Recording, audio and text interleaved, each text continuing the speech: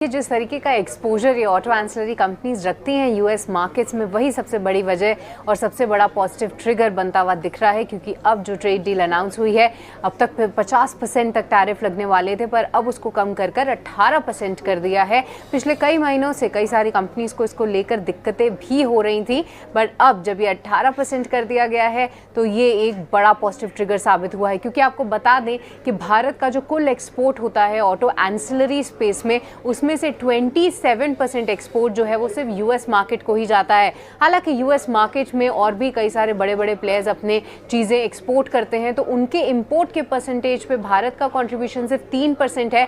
पर क्योंकि भारत की इंडस्ट्री को देखते हुए यूएस हमारे लिए तो बहुत बड़ा मार्केट है, और ऐसे में वो सारी कंपनीज जिनका ऑलरेडी एक्सपोजर बहुत बेहतरीन है यूएस मार्केट्स में, उनको खासी फायदा होगा। सबसे पहले बात करें भारत फोर्ज की, इनका 20% से भी ज़्यादा एक्सपोजर जो है वो यूएस मार्केट में है।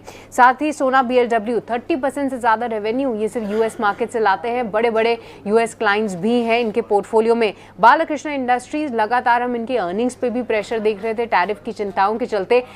10% से ज़्यादा का कंट्रीब्यूशन FY25 में था, वो कम होकर सिंगल डिजिट में तो लौटा ही, बट अब आज की खुशखबरी के बाद देखिए स्टॉक रुकने का नाम नहीं ले रहा है। और आखिरी में रामकृष्ण फोर्जिंग्स भी 30% से ज़्यादा का एक्सपोजर रखते हैं यूएस मार्केट में। इसको लेकर एक्साइटमेंट भरपूर है। ऑटो ओईएम साइड में महिंद्रा, आइशर और हीरो मोटोकॉर्प के लिए ये न्यूज़ पॉजिटिव है। महिंद्रा और आइशर मोटर्स का थोड़ा सा कंट्रीब्यूशन ज़रूर है, साथ ही साथ बजाज ऑटो भी उसमें शामिल है। पर हीरो मोटोकॉर्प, आपको याद होगा ये पूरा ऑटो से रिलेटेड बखेड़ा जो है वो हार्ले डेविडसन को लेकर भी खड़ा हुआ था।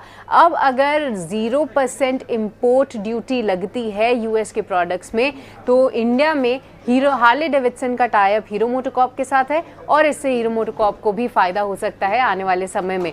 तो इस तरीके का इम्पैक्ट हम जरूर देख रहे हैं इस टैरिफ की खबर और ऑटो सेक्टर पे।